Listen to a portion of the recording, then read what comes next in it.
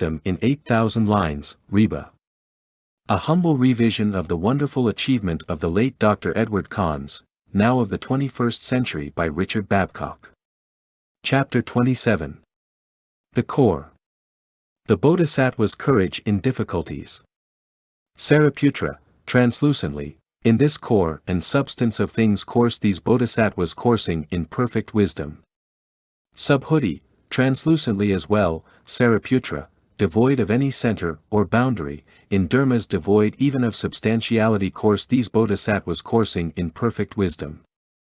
Here and now, these thoughts occur at once to many thousands of gods of the realm of sense desire. Homage is due to these beings which raise thoughts to, and are consummating these thoughts in full enlightenment, these coursing in this most profound perfection of wisdom, and as these are coursing thus, do not realize any boundary to reality, be this on the level of a Sravaka, disciple, or even of a Pratyekabuddha. In this way also are Bodhisattvas known as doers of what is hard, as these course in this true nature of dharma, but do not realize this as such, for of this truth is herein no thing to be revealed, and indeed, nothing to realize. This is, again, Suchness.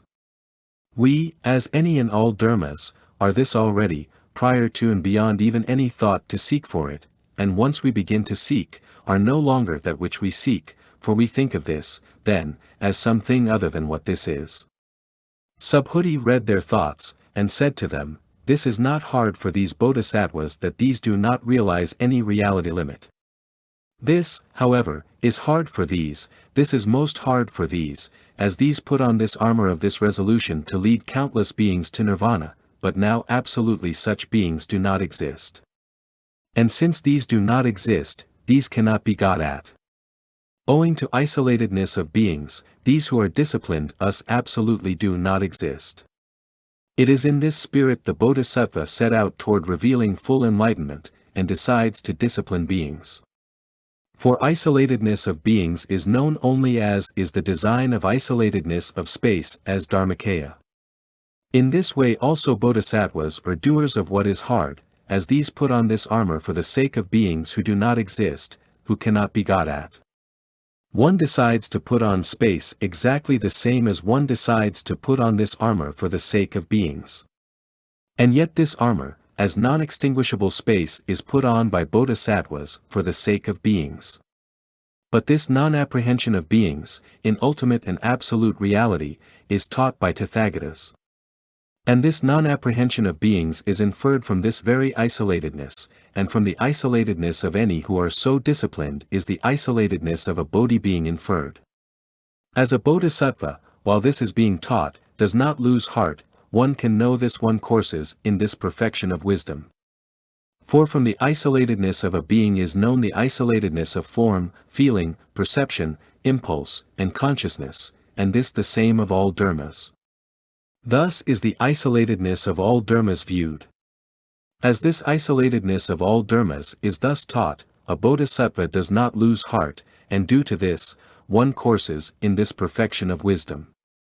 The Lord, for what reason does a Bodhisattva not lose heart as the isolatedness of all dharmas is thus taught? Subhuti, due to isolatedness no dharma can ever lose heart. For one cannot get at any dharma as loses heart, nor at any dharma which makes a dharma lose heart. The Lord, so it is, Subhuti. It is quite certain a Bodhisattva courses in perfect and natural wisdom as this is being taught, demonstrated, expounded and pointed out, one does not lose heart, is neither cast down nor depressed, is not cowed or stolid, does not turn one's mind away from this, does not have one's back broken, and remains unafraid. The Bodhisattva protected by the gods, and against Mara. Subhuti, so it is. As a Bodhisattva courses thus, one courses in perfect wisdom. And the gods round Indra, around Brahman, round Prajapati, round Ishana, and the crowds of men and women round the rishis, from a distance pay homage with hands together to a Bodhisattva coursing thus. The Lord, and not only these, but also all the other gods, up to the Akanistha gods, pay homage to such a one. And with the Buddha eye, Tathagatas within any present moment residing in countless world systems, behold these bodhisattvas thus coursing in perfect wisdom, and these help such a one, and bring one to mind. This is quite certain, Subhuti, these bodhisattvas coursing in perfect wisdom, and being helped and brought to mind by Tathagatas, are borne in mind as irreversible from full enlightenment being revealed and realized as such. No obstacle seen or thought of as being put up by Mara or anyone else can stop these. Even as all beings in the great trichiliacosm are seen as being evil Maras, and each one of these conjure up just as many diabolic armies, even these all together have not the strength to obstruct on one's way to full enlightenment any bodhisattva brought to mind by the Buddhas and coursing in perfect wisdom.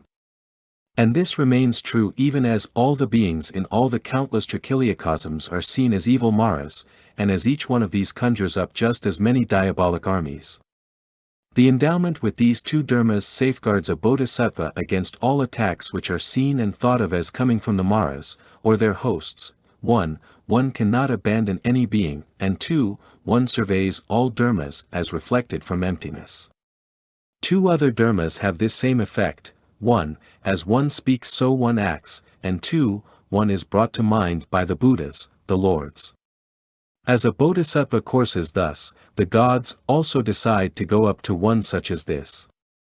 These decide to ask questions and counter-questions, to honor, and to strengthen one's determination by saying, "Soon, child of good family, shall you know full enlightenment. Here now, go on dwelling in this dwelling of perfect wisdom. Thus you offer safety to the helpless, defense of the defenseless, a refuge to these without refuge, a place of rest to these without resting place, the final relief of these who are without this, an island to any without one, a light to the blind, a guide to the guideless, a resort to any without one, and you guide to the path any who have lost this, herein you become a support to ones who are without support." The Buddhas praise the Bodhisattva. The Buddhas, lords who reside in countless world systems, and who demonstrate dharma surrounded by a congregation of monks and attended by a multitude of bodhisattvas, proclaim the name, clan, power, appearance and form of a bodhisattva which courses and dwells in perfect wisdom, and is endowed with the virtues of roaming in perfect wisdom, perfecting wisdom. And these demonstrate dharma, and exult over this bodhisattva, proclaiming name, clan, power, color and form. Just here and now I demonstrate dharma, and I proclaim the name, etc., of the Bodhisattva Ratnaketu, and of the Bodhisattva Sikhin. I exult over these, and also over the other bodhisattvas which just now lead the holy life with Tathagata Akshobhya. In a similar way, the Buddhas in other Buddha fields proclaim the name, etc., of bodhisattvas just now leading the holy life here in this Buddha field, and which dwell in the dwelling of perfect wisdom. And these exult over such as these. Subhuti, do the Buddhas honor all bodhisattvas in such a manner? The Lord, no, Subhuti. But only ones which are irreversible and free from all attachment.